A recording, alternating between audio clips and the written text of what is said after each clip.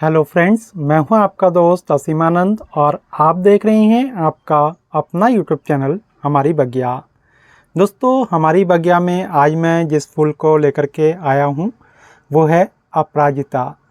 दोस्तों, अपराजिता एक बहुत ही सुंदर फूल है और ख़ास तौर से शिव जी को चढ़ाया जाता है जब उनकी पूजा अर्चना की जाती है। तो इस अपराजिता को देखते हैं हम किस तरीके से लगा सकते हैं जिससे कि कंटिन्यूस इसमें फ्लावरिंग हो, और साथ ही अपराजिता में जो प्रकार होते हैं तो उनके बारे में भी आज के वीडियो में मैं आपको बताऊंगा। दोस्तों, अगर मैं अपराजिता के वैरायटीज़ की बात करूं तो अभी तक जो है मैंने 3 तरह की वैरायटी अपराजिता में देखी है। एक तो जो आप देख रहे हैं ये जो सिंगल पेटल अपराजिता है वो है। तो इस तरह का सिंगल पेटल में वाइट भी मैंने देखा है और मेरे घर में है भी वाइट वाला, लेकिन इस समय नहीं खिले हुए हैं। लास्ट ईयर मैं उसका वीडियो आपके लिए लेकर के आया था। तो इसमें ये 2 तरह के होते हैं। और इसके अलावा अगर मैं इधर वाले प्लांट को दिखाऊं तो ये जो है डबल में है अपराजिता और इसमें केवल ब्लू कलर ही अब तक मुझे दिखाई दिया है। ऐसे बहुत सारे लोग कहते हैं कि अलग अलग कलर में अपराजिता होता है, लेकिन मैंने कभी भी जो है इसको नहीं देखा है। मेरी नज़र में तो किसी नर्सरी में अब तक नहीं आया है। केवल ब्लू और जो वाइट है बस यही जो है हर जगह दिखाई देता है। दोस्तों, अपराजिता को हम जो है मेनली बेलदार पौधे के बारे में जानते हैं और इसकी इस तरह से बेल होती है। जैसे यहाँ पर आप देख रहे हैं कि ये गमले में लगा हुआ है और ये जो है बेल की तरह बढ़ती जा रही है और इसको जो है एक स्टिक का सहारा मैंने यहाँ पर दिया है। स्टिक के साथ इसने पूरी तरह से अपने आप को जकड़ लिया है और अब जो है ये स्टिक को छोड़ करके ऊपर भी जा रही है। इसका मतलब मुझे जो है और इसको ऊंचाई पर किसी चीज़ के सहारे जो है डालना पड़ेगा या जो डोरी वगैरह है उसके हेल्प से मुझे ऊपर चढ़ाना पड़ेगा। लेकिन चाहे तो अपराजिता को आप बुशी भी बना सकते हैं। इस तरह का जो डबल पेटल वाला अपराजिता है ये बहुत आसानी से बुशी बन जाता है। तो इसको आप देख पा रहे होंगे कि गमले में जो है ये लगाया हुआ है। केवल एक ही पौधा है यहाँ पर। अगर मैं दिखाऊं, मेन पौधा जो है ये एक ही है और उसी से ये साइड ब्रांचेस सब निकले हैं। और उसके अलावा ये जो अलग से एक पौधा देख रहे हैं यहाँ पर, तो ये वाइट वाला मैंने लगा दिया था। तो वो जो है इस तरह से बढ़ रही है ताकि ये वाइट और ब्लू जो है एक साथ मिक्स होकर के बाद में इसका कलर आए। दोस्तों, अपराजिता के इस प्लांट को बुशी बनाने के लिए बस मैंने इसकी प्रूनिंग की। बीच बीच में जब इसमें फूल नहीं होते हैं तो उस समय मैं इसकी प्रूनिंग कर देता हूं। और ऐसे भी जो बेल लंबी हो जाती है इस तरह से और फूल जो इसमें सूखने लगते हैं तो उस बेल को मैं नीचे से कट कर देता हूं। मान लीजिए ये एक बेल है और अगर जो है इसको मैं यहाँ से कट कर देता हूं तो नीचे से आप देख रहे होंगे यहाँ से जो है नई नई शाखाएँ निकल रही है। तो ये शाखाएँ जो है बहुत जल्दी से डेवलप होगी और इस तरीके से पौधा बिल्कुल झाड़ीनुमा आपका लगेगा। और इस तरह के पौधे को थोड़ा सा आप हाइट में ऊंचाई पर रखेंगे तो चारों ओर थोड़ा थोड़ा झूल करके भी आएगा, क्योंकि फैलता है ये तो थोड़ा बहुत झूल भी सकता है। तो उसमें जो है ये पौधा आपको काफ़ी अच्छा लगेगा। और इस तरह से जो है ऊंचे जो गमले होते हैं उसमें भी आप लगा सकते हैं, तो उसमें भी काफ़ी अच्छा रहेगा। और थोड़ा सा कोशिश करें कि इनके लिए कुछ बड़े गमले ही लें। और ख़ास तौर से अगर आप इस तरीके से बेलदार पौधे को बना रहे हैं तब तो बड़ा गमला लेना बहुत ही ज़्यादा ज़रूरी है। आप कम से कम 12 इंच के गमले में तो इसको आप लगाए ही, और कोशिश करें कि उससे ऊपर का भी अगर आपके पास पॉट हो तो उसमें आप इसको लगा दें।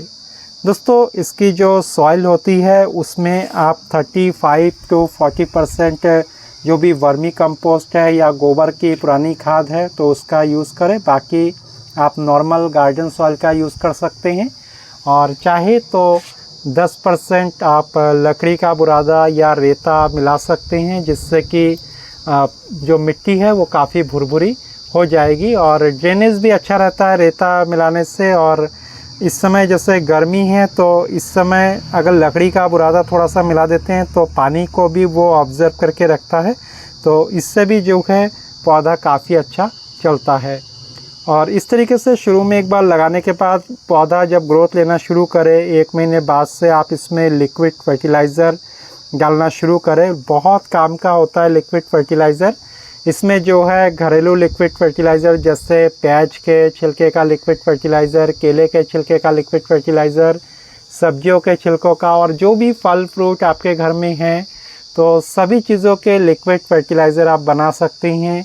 नींबू के छिलके वगैरह आपके पास बच जाते हैं तो उसका भी लिक्विड फर्टिलाइज़र बना करके आप इन पौधे को हमेशा जो है दे सकते हैं। चाहे आप हफ्ते में दें, 5 दिन में, 4 दिन में दें, लेकिन कुछ ना कुछ देते रहें।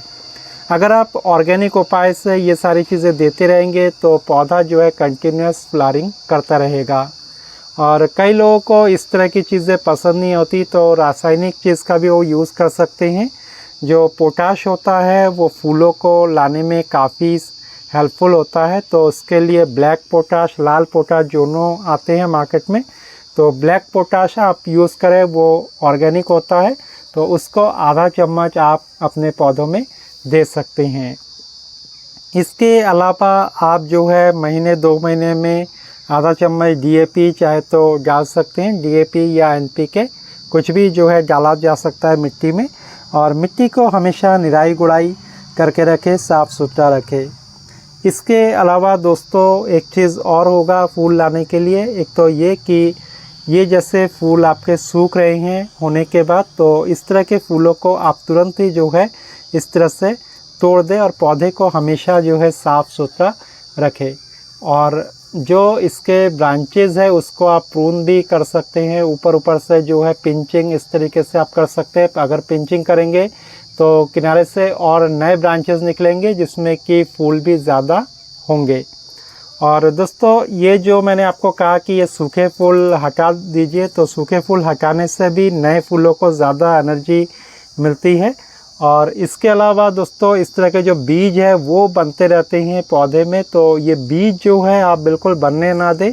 एक बार आपके पौधे में इस तरह के जो बीज है वो अगर बनने लग जाते हैं तो फिर पौधा कम फ्लावरिंग करता है। तो बीजों को जो है आप इस तरीके से तोड़ दें अगर आप इससे जो है फ्लावर ज़्यादा लेना चाहते हैं, कंटिन्यूस लेना चाहते हैं तो। और बीज तो पहली बात बनने का मौका ही ना दें, एकदम शुरू से ही अगर आप सूखे फूलों को तोड़ते रहेंगे तो इस तरह के जो बीज है वो नहीं बन पाएंगे। अगर आपको बीज रखना है तो 1-2 बीज जो है आप रख लीजिए पौधे में, बाकी जो है आप इन बीजों को तोड़ दीजिए, तो फिर आपका पौधा लगातार कंटिन्यूस फ्लावरिंग करता रहेगा। बाकी इसमें जो है आप बीच में NPK 19-19-19 का स्प्रे करते रहेंगे तो भी पौधे के लिए काफ़ी अच्छा रहेगा और पौधा हरा भरा भी दिखाई देगा और फ्लावरिंग भी फिर काफ़ी अच्छी होगी। इसके अलावा दोस्तों लिक्विड में भी जो NPK होता है वो आता है, पोटाश भी लिक्विड में आता है। आजकल ये सारी चीज़ें ऑर्गेनिक फॉर्म में लिक्विड में मिलने लगी है, तो उसका स्प्रे भी आप पौधे में कर सकते हैं। तो इन सब चीज़ों से पौधे में फ्लावरिंग आती रहती है। कहने का मतलब ये है कि पौधा आपके कंटिन्यूस फ्लावरिंग तभी करेगा जब आप इसमें कुछ ना कुछ फर्टिलाइज़र डालते रहेंगे। और चाहे तो आप बीच में इसके ऊपरी मिट्टी को हटा करके और जो वर्मी कंपोस्ट है नया तो वो भी डाल सकते हैं। चाहे तो आप ऐसा 2 महीने में, 1.5 महीने में करें, तब भी आपके पौधे को पूरा पोषण मिलता रहेगा। और इसके अलावा जो कीड़े मकोड़े हैं उसके अटैक से बचाने के लिए इमिडाक्लोप्रिड जो दवाई होती है, इंसेक्टिसाइड होता है, तो उसका 3 ml ले करके उसको 1 लीटर पानी में मिला करके उसका छिड़काव अपने सभी पौधों में कर सकते हैं। तो इस तरीके से अपराजिता में आप कंटिन्यूस फूल ला सकते हैं, कोई बड़ी बात नहीं है। और अपराजिता का जो पौधा है दोस्तों, सर्दियों में थोड़ा सा इसके पत्ते झड़ जाते हैं लेकिन फिर दोबारा से आने लगते हैं। सर्दी जैसे ही थोड़ी थोड़ी ख़त्म होने लगती है तो उस समय फिर अच्छे से फ्लावरिंग ये करता रहता है। पौधा हमेशा ही ज़िंदा बना हुआ रहता है, ऐसा नहीं कि ये जो है पत्ते इसके झड़ जाते हैं तो पौधा मर गया, बल्कि वहीं से दोबारा से नई स्प्राउटिंग फिर होने लगती है। तो उम्मीद है दोस्तों अपराजिता के बारे में जो भी जानकारी मैंने आपको दी है आपको अच्छी लगी होगी और अब आप भी अपने घर में अपराजिता के इन फूलों को ज़रूर लगाएंगे। आज के लिए बस इतना ही। कल फिर मिलते हैं एक नए वीडियो में। तब तक के लिए दीजिए विदा और देखते रहिए हमारी बगिया। नमस्कार।